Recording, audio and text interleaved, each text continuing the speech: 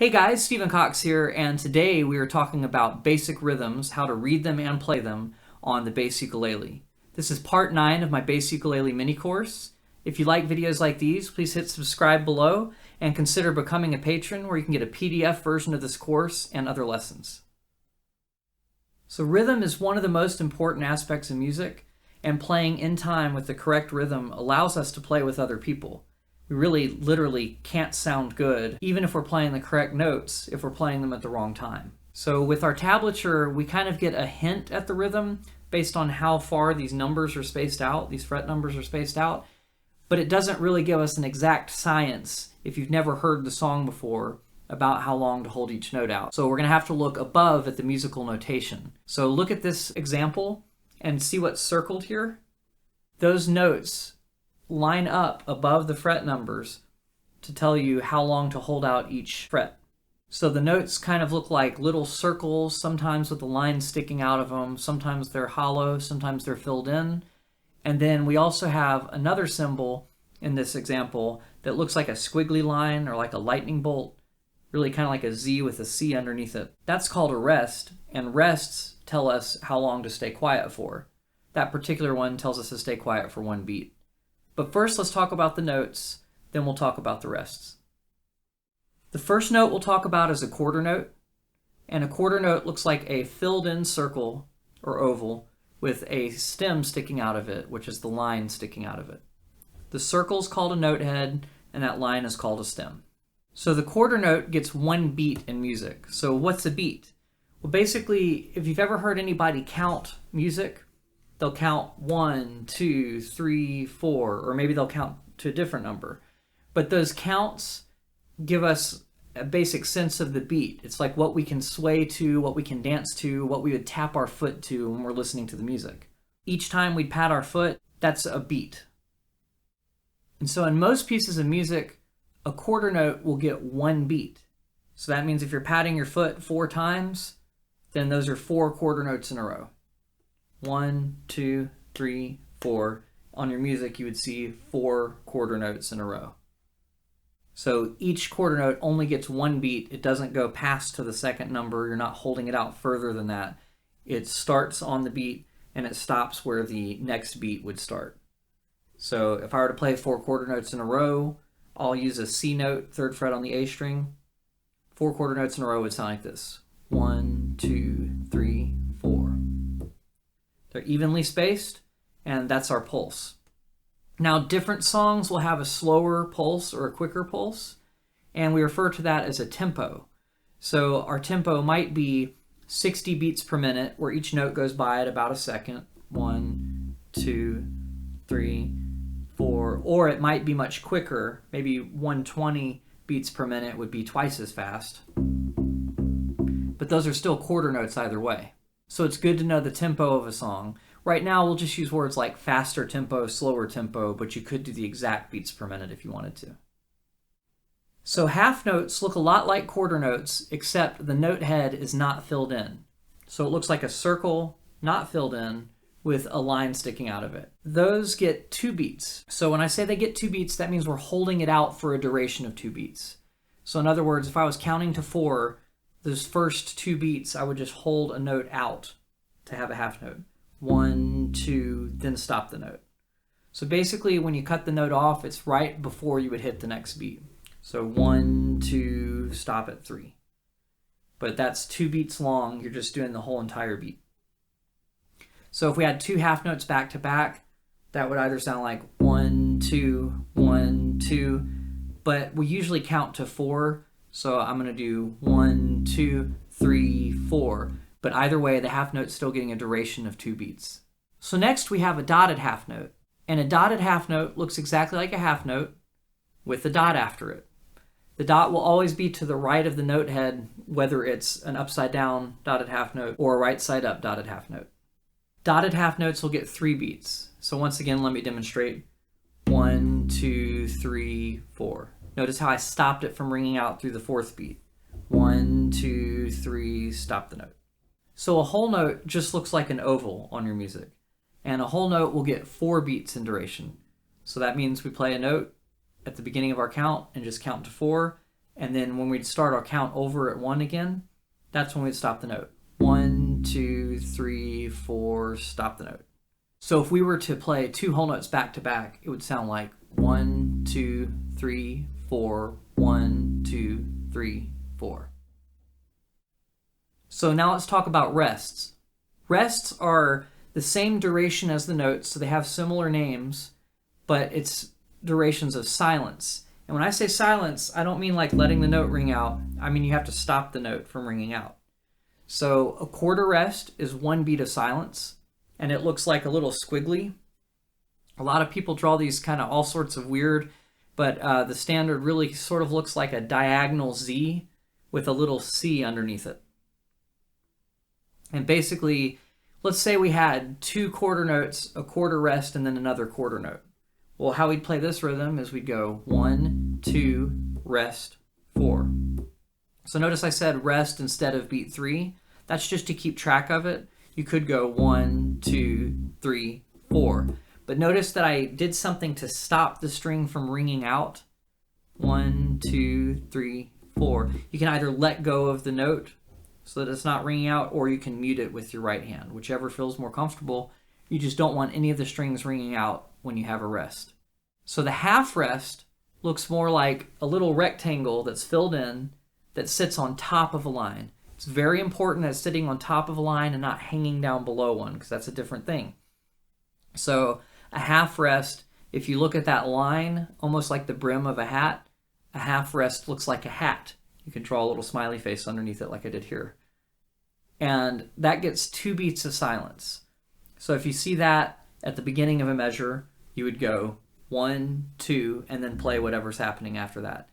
So if we have 2 quarter notes and then a half rest, it'll sound like this. 1, 2, 3, 4. Notice that for beats 3 and 4, that's the duration of 2 beats, I didn't play anything and I didn't let a note ring out. So a whole rest looks an awful lot like a half rest. It's a filled-in rectangle, but it's hanging down below a line rather than sitting on top of it. This is a very important distinction. I know they look very similar. So what I think of to remember a whole rest is like, you've ever played those side-scroller 2-dimensional video games from like the 80s? Well, you could picture a stick figure on top of that line, and then it's like, oh no, they could fall into the little hole, which is represented by that black rectangle. And that's kind of how I remember that it's a whole rest. It looks like a hole or a pit, whereas the half rest looks like a hat. So if you can kind of use that to remember, maybe that'll help you when you see these in the future. But a whole rest gets 4 beats of silence. So that means it's not very exciting to demonstrate. It's just like me counting to 4 while the bass isn't doing anything. 1, 2, 3, 4. So if we had a few groupings of 4 back to back, I could play a whole note, then a whole rest, and then a whole note. Let's do that. 1, 2, 3, 4, 1, 2, 3, 4. 1, 2, 3, 4. So you might notice that I didn't go over a dotted half rest, like we have a dotted half note. You could have a dotted half rest, but more than likely you'll probably see a combination of a half rest followed by a quarter rest if you want 3 beats of silence. So now that we know some basics about counting, notes, and rests, we need to see how it appears on our music. So we need to learn a little bit about what these other things are around the notes. So if you look at this example, you'll notice that almost all the way to the left, you'll see a 4 on top of another 4. That's called a time signature, and this is the most common one we'll see. And we just call it 4/4 time or common time. And basically the top number tells us that there are 4 beats in a measure. So that means when we're counting the music, we'll count to 4 like I was doing in the examples before. Just over and over again. 1, 2, 3, 4, 1, 2, 3, 4. The bottom number is kind of harder to explain, but if you know what fractions are called, it kind of helps. So basically, if you're splitting something into fourths, you would call that quarters, right? That's another name. So I think there are 4 quarters in a dollar, that kind of thing. Well, if our bottom number is a 4, that makes a fraction of fourths or quarters. So what it's actually telling us is our beats are quarter notes. So when we count 1, 2, 3, 4, we're counting 4 quarter notes.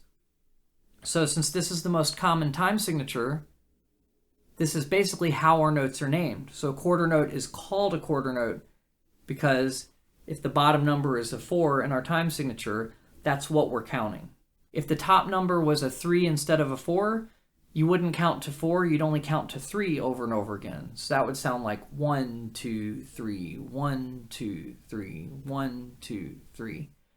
So you can have a different top number, and that just tells you how far to count before starting over. And then the bottom number tells you usually that quarter notes are what we're actually counting.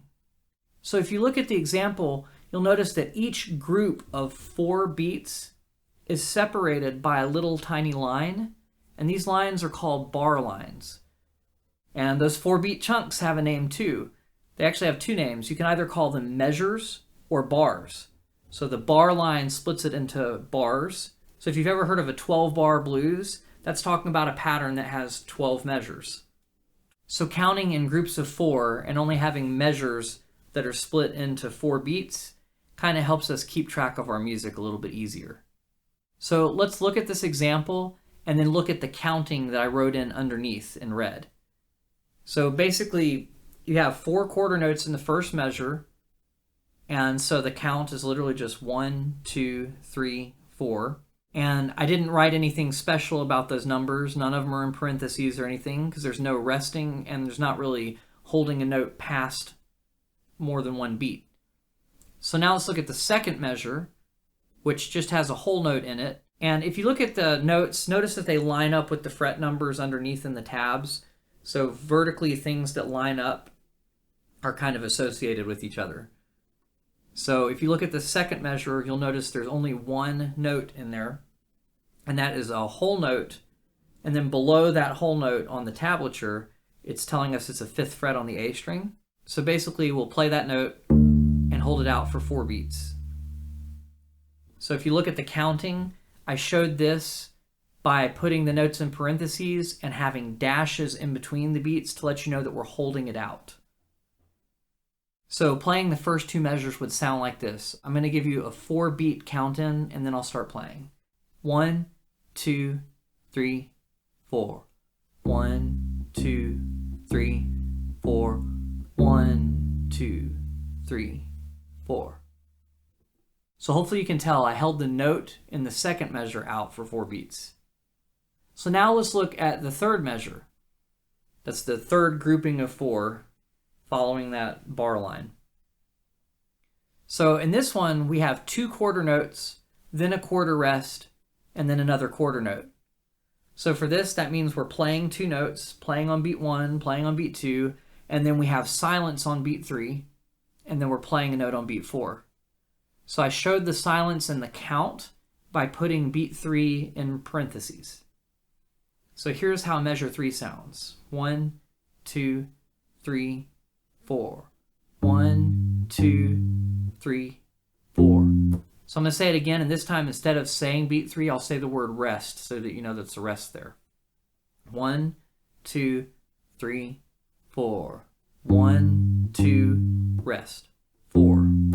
And then the last measure, we just have 2 quarter notes and a half note. So once again, we're just going to play beat 1, beat 2, and beat 3. And then we're going to hold that last note out through beat 4 before stopping it. So that's going to sound like this. 1, 2, 3, 4. 1, 2, 3, 4, and then stop. So now let's play this whole entire example using the fret numbers from below with the rhythm above, and if you need help, that counting's written in for you. I'll give you 1 measure count off, and then we'll come in. 1, 2, 3, 4. 1, 2, 3, 4. 1, 2, 3, 4. 1, 2, 3, 4. 1, 2, 3, 4.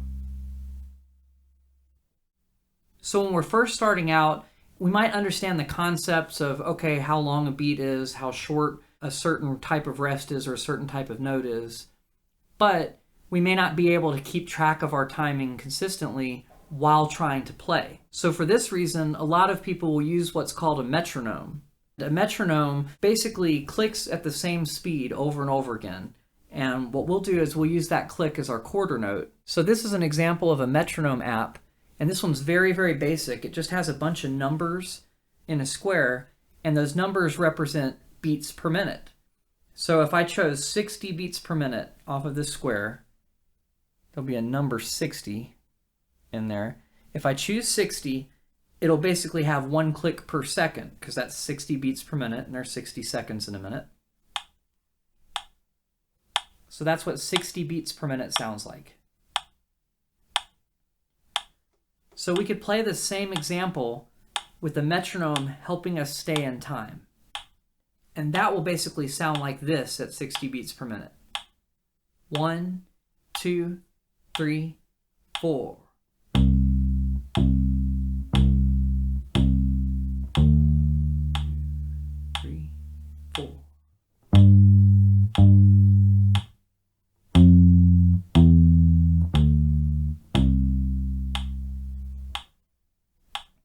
Now I'll do the same thing with counting. 1, 2, 3, 4. 1, 2, 3, 4. 1, 2, 3, 4. 1, 2, 3, 4. 1, 2, 3, 4. So if that sounds too fast for you, you might want to start at a slower tempo. So instead of 60 beats per minute, we could choose something like 50 beats per minute. And I want to note that a lot of metronome apps have more options than this. But now that you know what a quarter note looks like, and you know that we want to be in a 4/4 time signature, a lot of times they'll give you options to have a different time signature. So you just want to make sure it's set to 4/4 if you have a metronome app that gives you that option. And then you want to have your beats per minute set to 50 or 60 if we're going at these tempos. If you need it to go slower, you can go down to 40. You don't have to go up by tens. I'm just suggesting tens. If it's just a little too fast, you could go to 55 or something. But let's just jump down to 50 beats per minute and do the same exercise together. Here we go. 1, 2, 3, 4.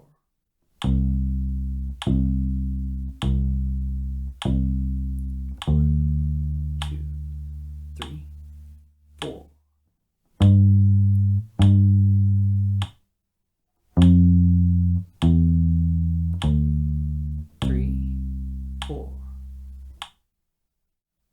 So using a metronome holds us accountable to keeping a steady tempo while we're playing the correct rhythm. This is an excellent skill to develop, and you can take your time doing it and gauge how fast you're able to do it.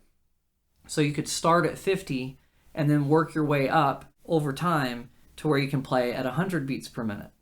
But if you can develop this skill to play at a steady tempo with the correct rhythms early on, then it makes you a much better bass player when it comes to playing in a group. All right, guys, that's it for today's lesson. Thank you so much for working on rhythm and keeping a steady tempo with me.